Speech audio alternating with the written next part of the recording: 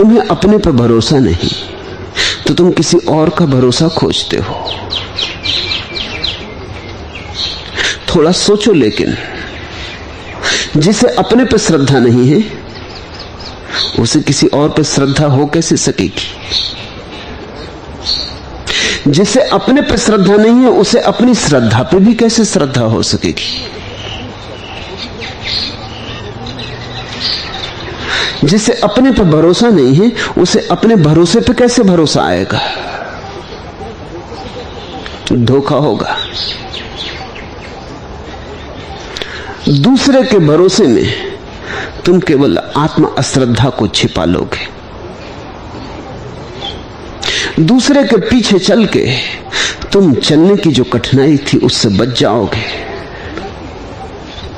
दूसरे का अनुकरण करके वो जो खोज की चुनौती थी उससे चूक जाओगे। अभियान है जोखिम से भरा, तुम जोखिम नहीं उठाना चाहते। तुम भोजन भी पचा पचाया चाहते हो, कोई चबा दे, कोई तुम्हारे मुंह में चबाया उगल दे, ताकि तुम्हें मुंह भी ना चलाना पड़े। झूठा भोजन करने से तुम्हें मिथली आएगी, लेकिन झूठी श्रद्धा से तुम्हें मिथली नहीं आती। कोई दूसरा दे देता है और तुम मान लेते हो। इससे सिर्फ एक ही बात पता चलती है कि मानने का तुम्हारे मन में कोई मूल्य ही नहीं। तुम दूसरे के उतारे कपड़े पहनने को राजी नहीं होते क्योंकि कपड़ों का तुम्हारे मन में कोई मूल्य है, लेकिन तुम दूसरे के उतारे शास्त्र पहनने को राजी हो जाते हो। इससे एक ही बात पता चलती है कि तुम्हारे मन में कोई मूल्य ही नहीं है। तुम इस बात को इतना व्यर्थ समझते हो कि अपना हुआ कि पराया, हुआ कि न हुआ सब बराबर है। सत्य की गरिमा तुम्हारे मन में नहीं है, अन्यथा तुम उधार कैसे स्वीकार करते? सत्य और उधार, सत्य और किसी और का। एक पंडित एक चम्हार की दुकान पर जूते सुधरवाने गया था।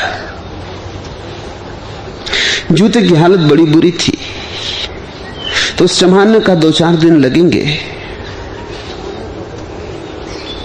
तो पंडित ने कहा तो बड़ा मुश्किल होगा, 2-4 दिन मुझे बिना जूते के चलना पड़ेगा, जल्दी नहीं हो सकती, 2-4 घंटे में नहीं हो सकता।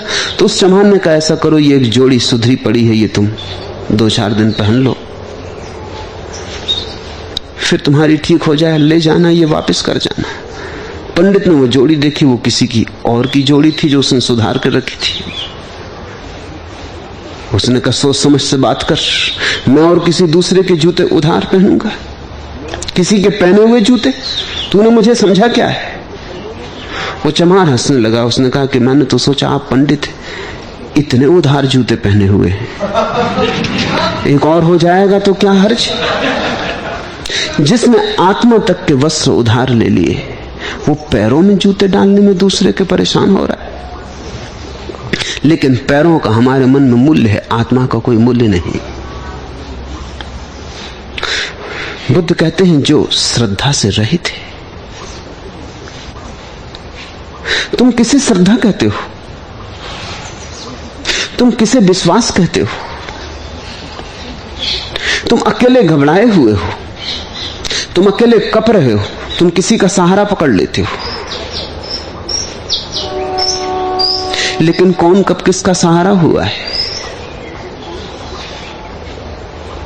इस संसार में स्वयं ही खोजना पड़ता है। वस्तुतः सत्य से भी ज्यादा मूल्यवान खोज है। जो खोजता है ठीक से, जिसकी खोज सम्यक है, उसको सत्य तो मिल ही जाता है, वो तो परिणाम है। लेकिन तुम खोज से बचना चाहते हो।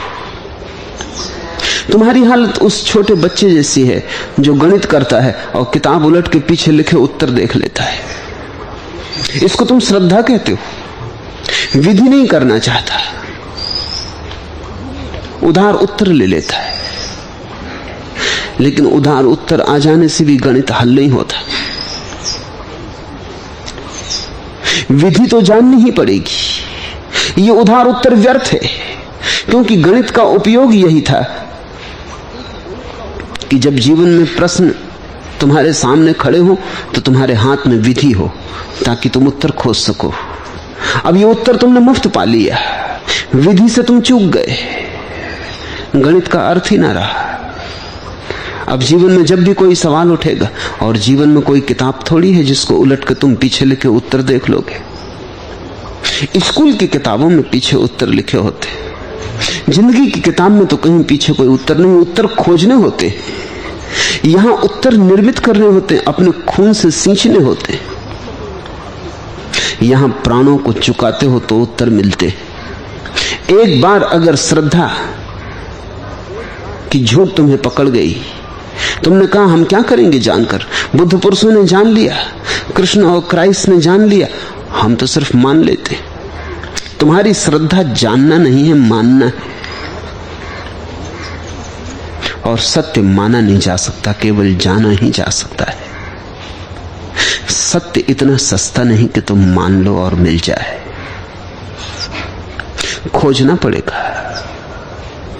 दुर्गम पथ है, लंबी यात्रा है, निश्चित कुछ भी नहीं। मिलेगा भी, ये भी कोई आश्वासन नहीं दे सकता। ज्यादा से ज्यादा कोई इतना ही कह सकता है कि मैं भी चला, मैं भी भटका, पहुंच गया। आशा करता हूं तुम भी चलोगे, भटकोगे, गिरोगे, उठोगे, पहुंच जाओगे। आशा हो सकती है, आश्वासन नहीं हो सकता। आशीर्वाद कोई दे सकता है, आश्वासन कोई भी नहीं दे सकता। शुभ कामना कोई कर सकता है कि प्रभु करे तुम पहुंच जाओ, लेकिन पहुंचने के लिए कोई गारंटी नहीं दे सकता। सत्य कोई बाजार में बिकने वाली वस्तु नहीं, और सत्य का कोई नियत घर नहीं है। जहां मैंने उसे पाया वहां तुम उसे ना पाओगे, क्योंकि तुम हो, मैं हूं। तुम्हारी राह थोड़ी अलग होगी, तुम कहीं और से चलोगे, क्योंकि तुम कहीं और खड़े हो। मैं जहां से चला था वहां से मैं चला था, तुम वहां से कभी भी ना चलोगे। तुम्हारा चलना तो वहीं से शुरू होगा जहां तुम खड़े हो, जहां तुमने अपने को पाया है। तुम्हारी राह मेरी राह कैसे होगी, मेरी राह तुम्हारी राह कैसी होगी? हां, तुम मुझसे कुछ सीख सकते हो, मानने से कुछ सार ना होगा। तुम मेरे अनुभवों से कुछ सार ले सकते हो जो तुम्हें राह में चलने में सहयोगी हो जाएगा, लेकिन राह नहीं ले सकते। इसलिए बुद्ध ने कहा है, बुद्ध पुरुष केवल इशारा करते, उनकी अंगुलियों को पकड़ के मान के बैठ मत जाना। उनके इशारे मंजिल नहीं, चलना तुम्हें होगा, यात्रा तुम्हें करनी होगी, भटकना तुम्हें होगा। सत्य को पाने में सत्य के मार्ग पर मिली हुई कठिनाइयां अनिवार्य हिस्सा है, क्योंकि सत्य कोई वस्तु थोड़ी है जो बाहर रखी है। उसकी खोज में ही तुम्हारे भीतर जो निर्मित होता है वही सत्य है। उसकी खोज में, सतत चेष्टा में, बार बार भटक के फिर तुम लौट आते हो, फिर खोजते हो, गिरते हो, उठते हो, 1000 बार हाथ से सूत्र छूट जाता है, फिर तलाशते हो। इस सारी खोज में तुम्हारे भीतर कोई संगठित होने लगता है प्राण। इस सारी खोज में तुम्हारे भीतर टूटे हुए, बिखरे हुए खंड करीब आने लगते हैं। एक रासायनिक प्रक्रिया घटती है, एक कीमिया से तुम गुजर जाते हो। तुम बिखरे टुकड़े नहीं रह जाते, तुम संगठित हो जाते हो। तुम्हारे भीतर आत्मा का जन्म होता है, वही आत्मा सत्य है। सत्य की खोज में ही सत्य निर्मित होता है। सत्य की खोज सत्य के जन्म की प्रक्रिया है।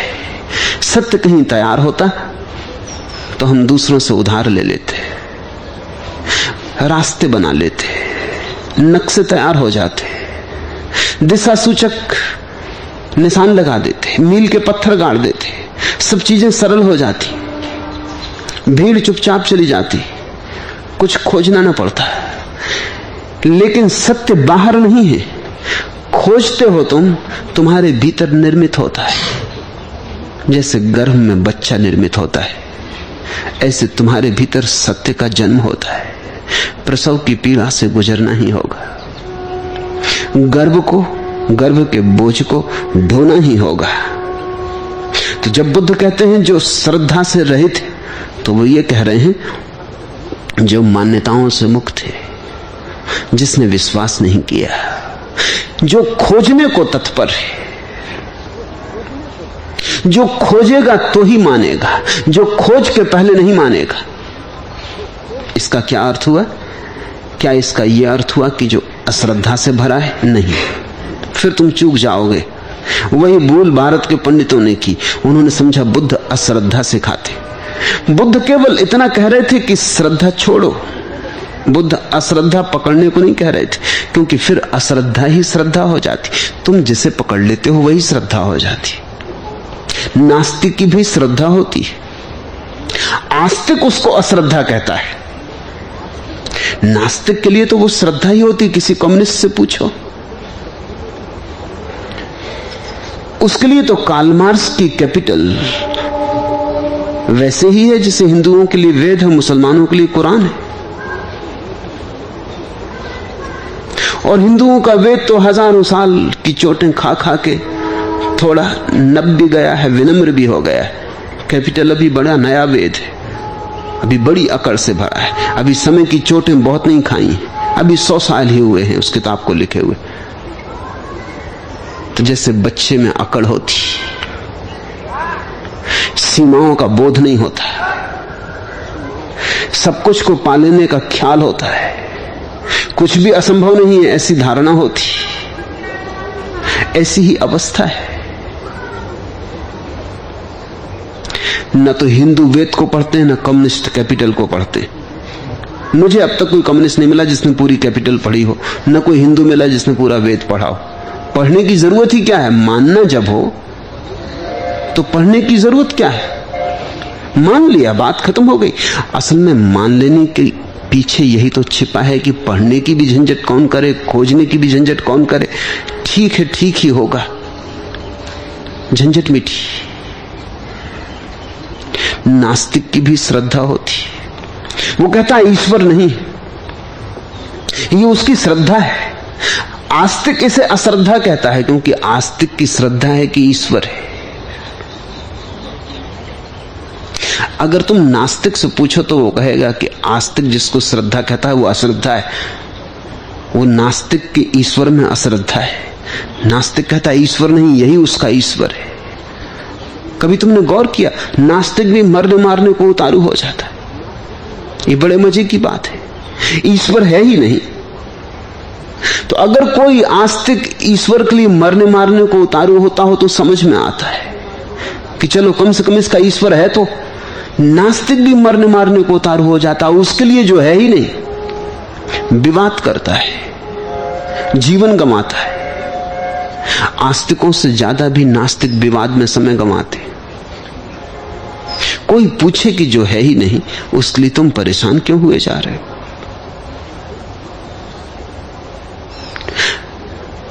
नहीं, जो नहीं है इतने पर ही बात पूरी नहीं हो जाती, इसे सिद्ध करना पड़ेगा।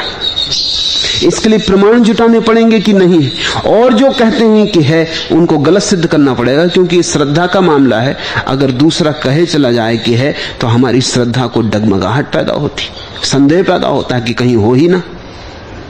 इसलिए सारा इंतजाम करना पड़ता नास्तिक को भी कि नहीं, उसको नहीं के मंदिर बनाने पड़ते, उसे इंकार के शास्त्र निर्मित करने पड़ते। बुद्ध अश्रद्धा नहीं सिखा रहे हैं, बुद्ध कह रहे हैं श्रद्धा ना हो।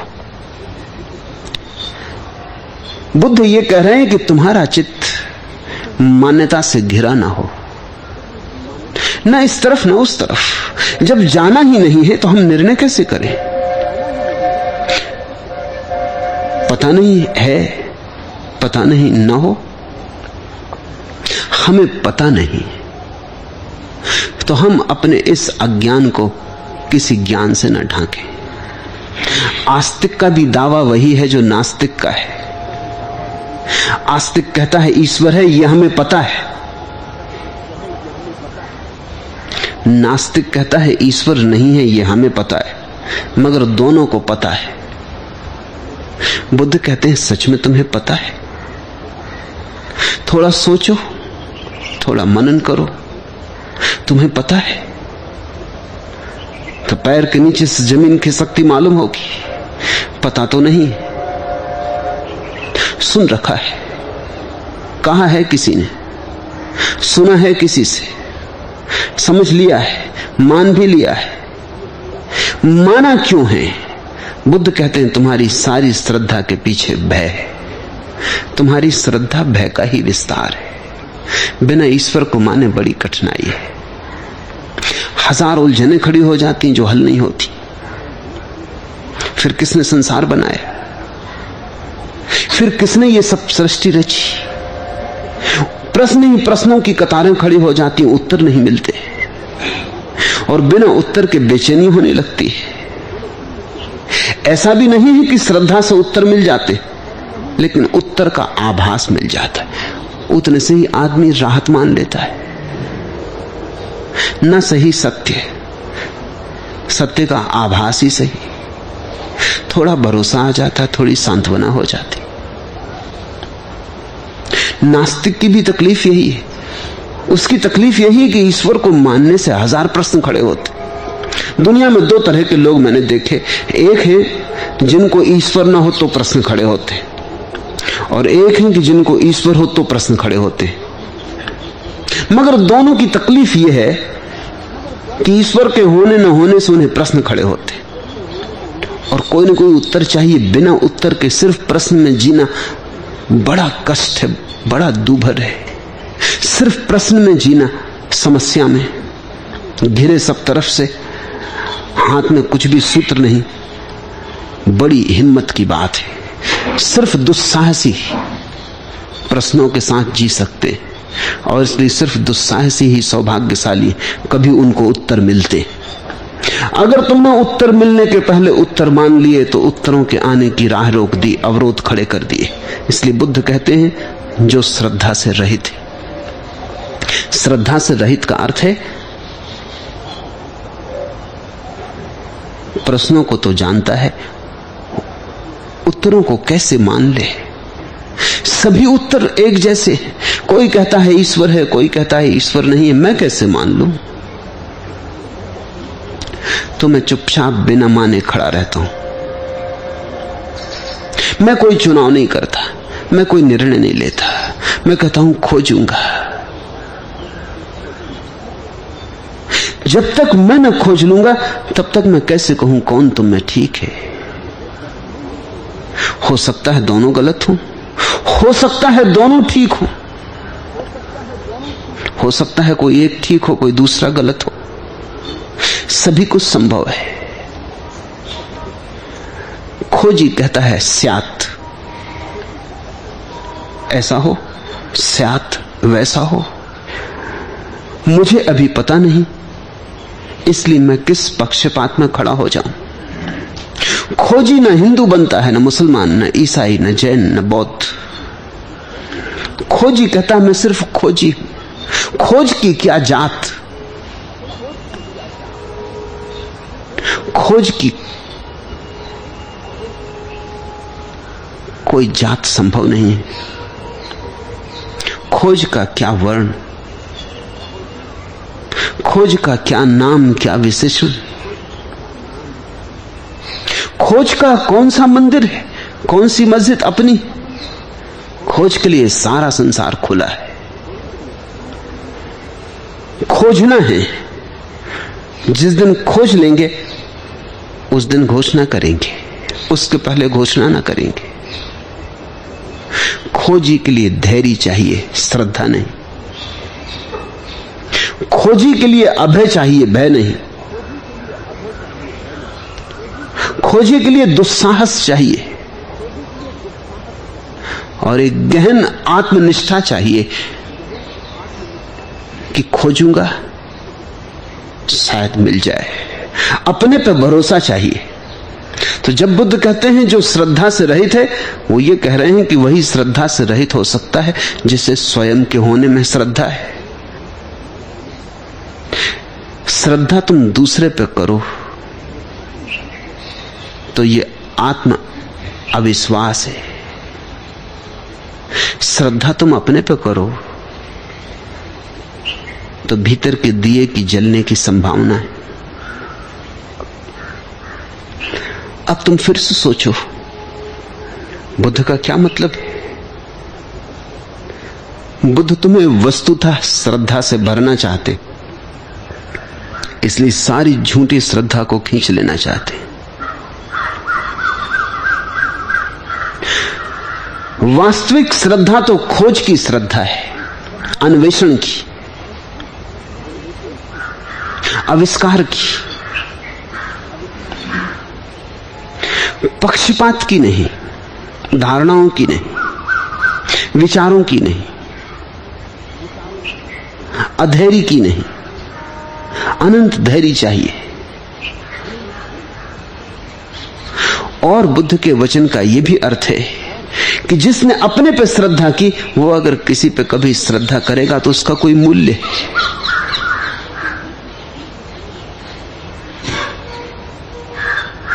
मेरे पास लोग आते, एक मित्र आए, उन्होंने कहा कि मेरे किए तो कुछ नहीं होता, मैं सभी आप पे छोड़ता हूं। मैंने कहा तुम छोड़ पाओगे? तुम्हारे किए कुछ भी नहीं होता, छोड़ पाओगे? ये तुमसे हो सकेगा? वो थोड़े चौंके, थोड़े परेशान हुए।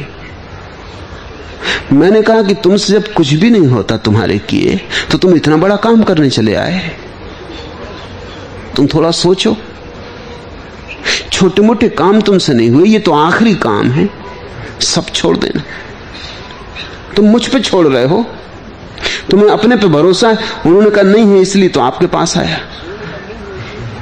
तुम्हें अपने पे भरोसा नहीं है, तुम्हें मुझ पे भरोसा कैसे होगा? क्योंकि तुम ही तो मुझे खोज के आओगे, तुम अपनी ही आंखों से तो खोजोगे। तुम्हें अपनी आंख पे भरोसा नहीं, तुम्हारी आंख ने तुम्हें बहुत बार धोखे दिए, तुम्हारी आंख इस बार भी धोखा दे रही हो तो क्या करोगे? तो भीतर शक तो बना ही रहेगा। तुम्हारी सभी श्रद्धाओं के भीतर संदेह छिपा है।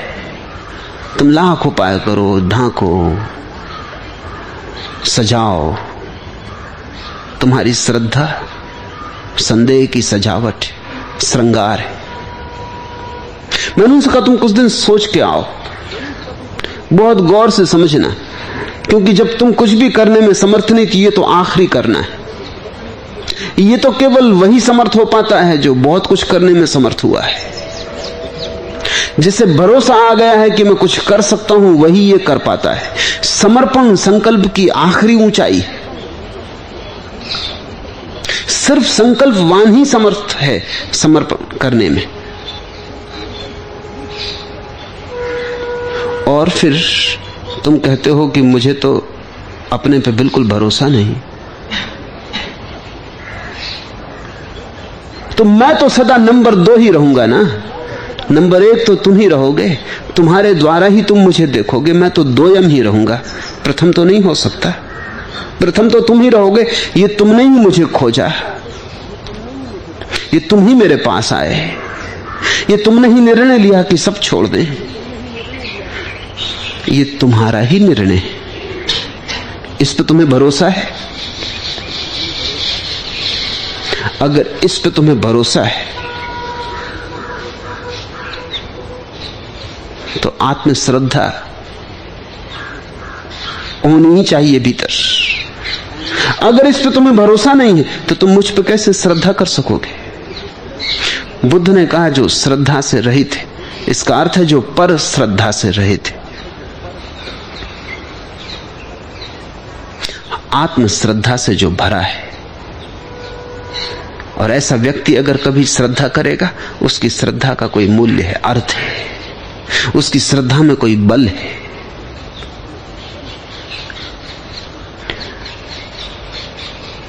तुम अगर आत्मश्रद्धा से हीन हो, फिर तुम किसी पे श्रद्धा कर लेते हो।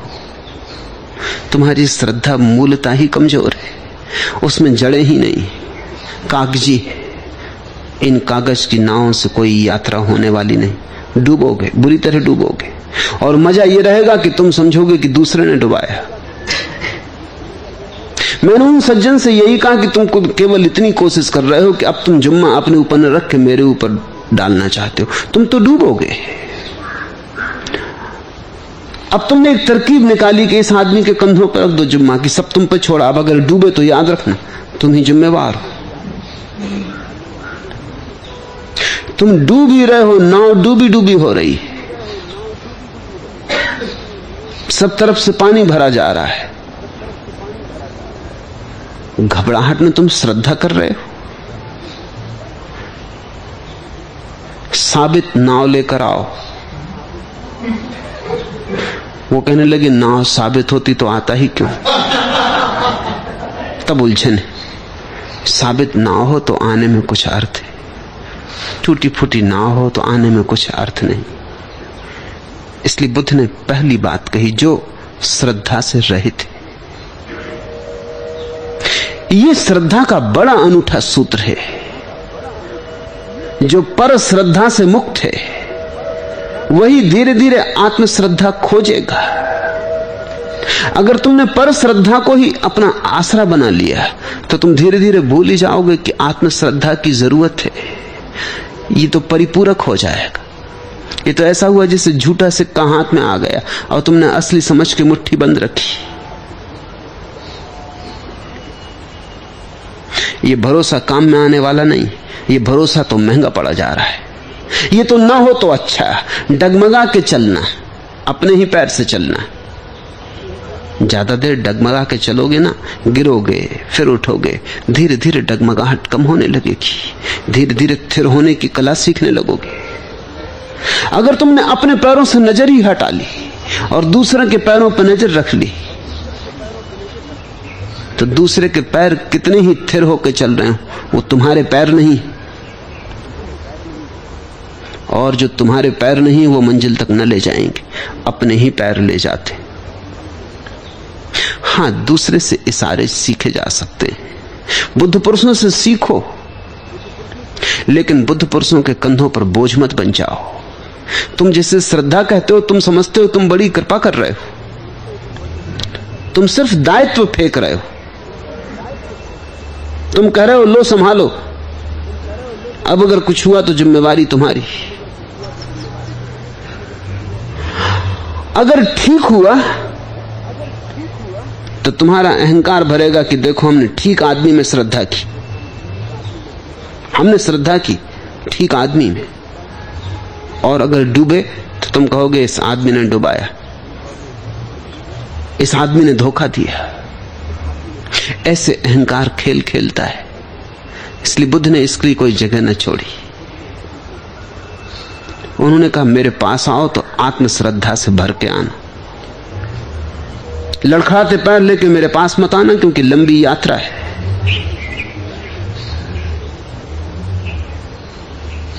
ऐसा ना हो कहीं कि तुम मुझे अपनी बैसाखी समझो। मैं किसी की बैसाखी नहीं हूं। हां, मेरे चलने को देखो, मेरे चलने की कला को समझो, कैसे पैर बिना डगमगाए पड़ते हैं ये देखो और समझो और कला सीखो, लेकिन पैर अपने ही, यात्रा उन्हीं से होनी।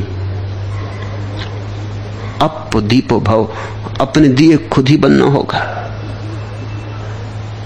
रोशनी जलाने की कला किसी से भी सीख लो, लेकिन रोशनी तो अपनी ही जलानी होगी। आसरा मत ऊपर का देख, सहारा मत नीचे का मांग। यही क्या कम तुझको वरदान कि तेरे अंतस्थल में राग। राग से बांधे चल आकाश, राग से बांधे चल पाताल। धसा चल अंधकार को भेद, राग से साधे अपनी चाल। भीतर है तुम्हारा संगीत, न तो आकाश का सहारा मांगो, न तो ऊपर का, न नीचे का। सहारा ही मत मांगो। सहारा मांगना अपमानजनक है।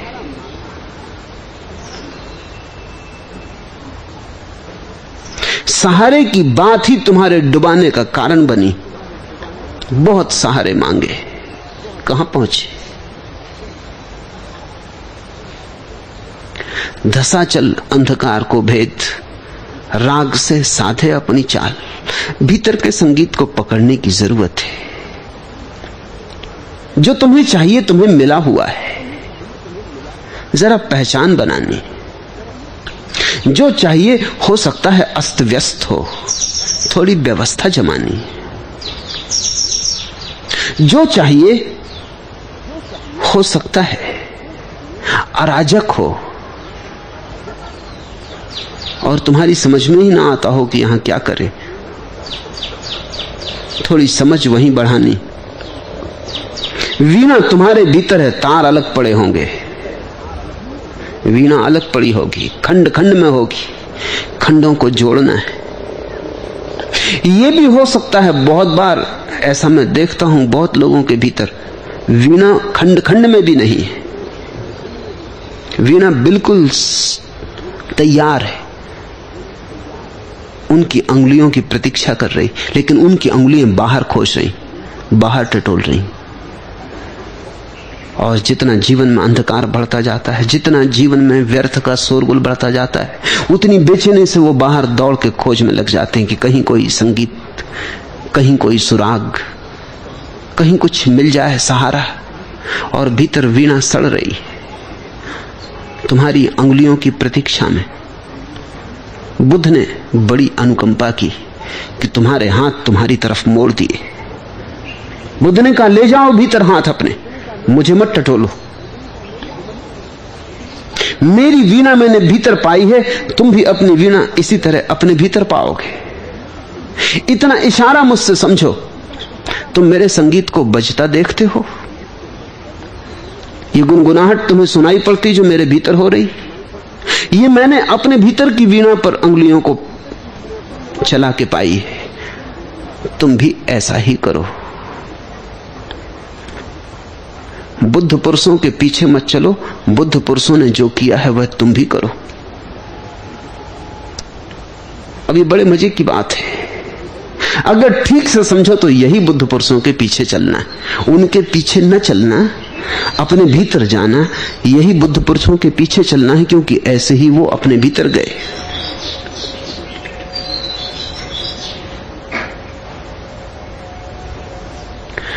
अगर तुम बुद्ध पुरुषों के पीछे चल पड़े, बुद्ध पुरुष किसी के पीछे नहीं चले, भूल हो गई।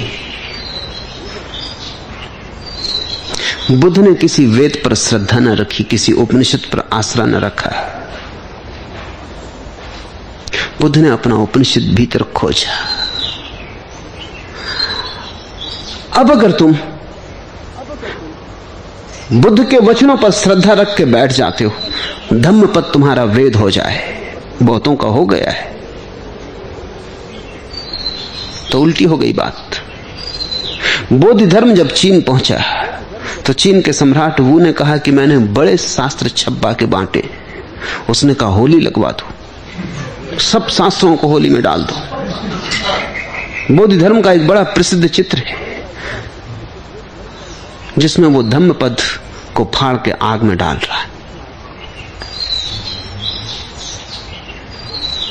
और बौद्ध धर्म से ज्यादा बुद्ध के निकट कौन? उतने करीब से बुद्ध को किसी ने कभी नहीं अनुगमन किया, और बुद्ध के वचनों को आग में डाल रहा है,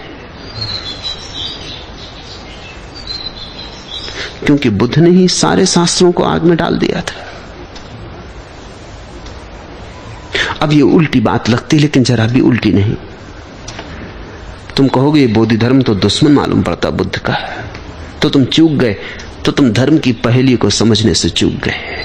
ये बौद्ध धर्म ही उनका अनुयायी है, यही उनको समझा, इसी ने पहचाना है।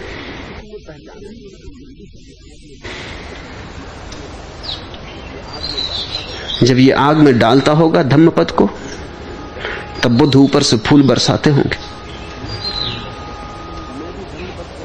मैं भी धम्मपद को आग में ही डाल रहा हूं, जरा और ढंग से, आग जरा सूक्ष्म।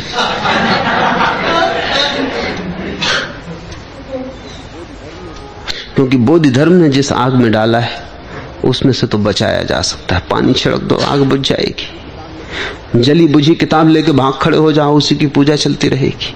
मैं कुछ और भी सूक्ष्म आग में डाल रहा हूं, जिसमें से धम्मपद होकर निकल ही ना सकेगा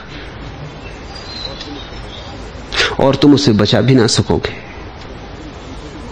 क्योंकि तुम समझोगे कि व्याख्या हो रही, मैं जला रहा हूं। शास्त्र को जलाने की यही तरकीब मैंने सोची। आग में तो जलाया गया लेकिन जले नहीं, लोगों ने बचा लिए। पूरे न बचे, अधूरे बचा लिए। जो अधूरे जल गए थे आग में, उनको प्रक्षिप्त करके जोड़ दिया और भी उपद्रव हो गया। कुछ ऐसी आग से गुजारना है कि शास्त्र जल भी जाए, तुम बचा भी ना पाओ, और जो भी शास्त्र में बचाने योग्य था वो बच भी जाए। वो सदा बच जाता, कोई आग उसे जला नहीं सकती। धम्मपद आग में जलाया जा सकता है, धर्म तो नहीं जलाया जा सकता। धम्मपद जलाया जा सकता है, धर्म को कैसे जलाओगे? जो नहीं जलता वही धर्म है, जो सब जलने के पार बच जाता है वही धर्म है। इसलिए जो शास्त्रों को बचाने में लगा है उसे धर्म का पता ही नहीं। जो बचाना पड़ता है, जिसे बचाना पड़ता है, वो तो धर्म है ही नहीं।